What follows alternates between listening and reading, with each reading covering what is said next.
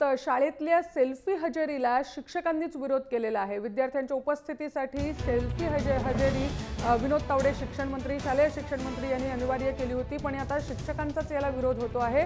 राज्याच्या शिक्षण विभागाने हा जो निर्णय घेतला होता त्याला शिक्षक विरोध करत आहेत। जानेवारीपासून सेल्फी हजेरीची अंमलबजावणी होणार होती, म्हणजे 10-10 विद्यार्थ्यांच्या गटात शिक्षकांनी त्या विद्यार्थ्यांबरोबर सेल्फी काढायचा होता दर सोमवारी, आणि अशा प्रकारे विद्यार्थ्यांची हजेरी लागणार होती, ज्याला आता शिक्षकच विरोध करताना दिसतायत। आधीच अशैक्षणिक कामांचा बोजा असल्यामुळे शिक्षकांचा विरोध होतो आहे। सरकारच्या निर्णयावर प्राथमिक शिक्षक संघाने बहिष्कार टाकलेला आहे।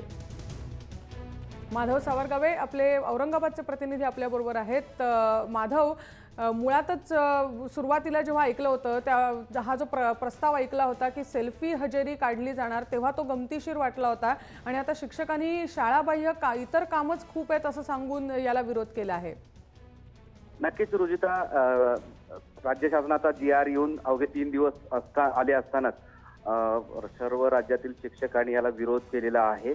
कारण राज्यभरातील शिक्षक अगोदरच वेगवेगळ्या म्हणजे जे अशैक्षणिक कामं आहेत ती जवळपास 36 कामं आहेत आणि त्याच्यामध्येच ते मग्न असतात आणि त्यांना वेळ शिकवण्यासाठी खूप कमी मिळतो। अशा परिस्थितीमध्ये राज्य सरकारकडून वेगवेगळे निर्णय घेतले जातात आणि ते घेत असताना शिक्षकांचं काय म्हणणं आहे किंवा विद्यार्थ्यांची आणि शिक्षकाची काय मानसिकता आहे हे शिक्षकाकडून सरकारकडून तपासलं गेलं जात नाही।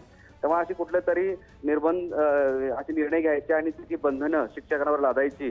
त्यामुळेच आता या सगळ्या निर्णयाचा शिक्षक संघटनेने शिक्षक संघाने विरोध केलेला आहे। जर राज्य सरकारने हा निर्णय रद्द केला नाही तर अवघ्या काही दिवसामध्ये ज्यावेळेस या सगळ्या निर्णयाची अंमलबजावणी सुरुवात होईल त्यावेळेस शिक्षक संघटनाकडून आणि राज्यभरातल्या शिक्षकांकडून या सगळ्या प्रक्रियेवर विरोध केला जाणार आहे। शिवाय त्याच्यावर बहिष्कार टाकण्याचा निर्णय सुद्धा राज्य शिक्षक संघाने घेतलेला आहे। दरम्यान शिक्षक संघाचे राजीव शिवाळे पदाधिकारी सध्या फोन लाईनवरून आपल्याबरोबर आहेत, आणि हेच तुम्हाला विचारायचं आहे राजीवजी, तुमचा नेमका विरोध कशाला आहे? सर, शासनाच्या नवनवीन कल्पना आहेत, प्रगत तंत्रज्ञानाची का शिक्षकांनी धरली पाहिजे या मुद्द्याशी आम्ही सहमत आहोत, परंतु दररोज नवनवीन काही प्रकल्प हाती घ्यायचे, उपक्रम हाती घ्यायचे आणि शिक्षकांना वेठीस धरायचे। एक शिक्षक कायम ऑनलाईन कामामध्येच व्यस्त आहे प्रत्येक शाळेचा, आणि ग्रामीण भागात इंटरनेट सुविधा असेल, विद्युत सुविधा असेल, याचा एकीकडे अभाव आणि दुसरीकडे शासन या सेल्फीचा मुद्दा गळती आणि अनुपस्थितीशी जोडत आहे।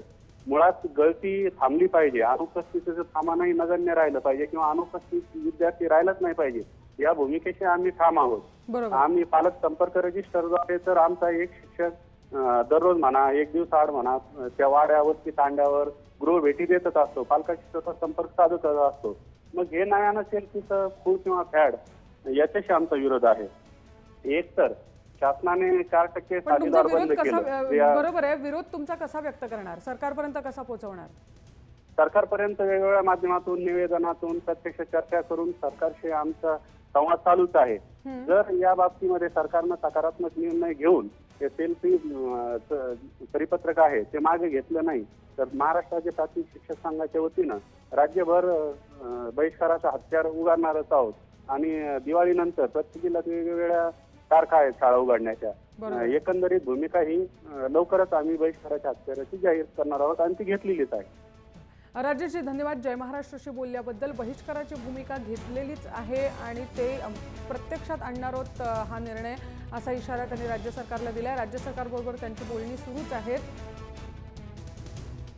दरम्यान ही जी सेल्फी हजेरी लावायची आहे शिक्षकांनी, ती कशी लावायची आहे ग्राफिक्सच्या माध्यमातून बघूया काय प्रक्रिया असणार आहे। 10-10 विद्यार्थ्यांचा गट करायचा आहे शिक्षकांनी, आणि आपल्या मोबाईलवरून विद्यार्थ्यांसोबत एक सेल्फी घ्यायचा आहे।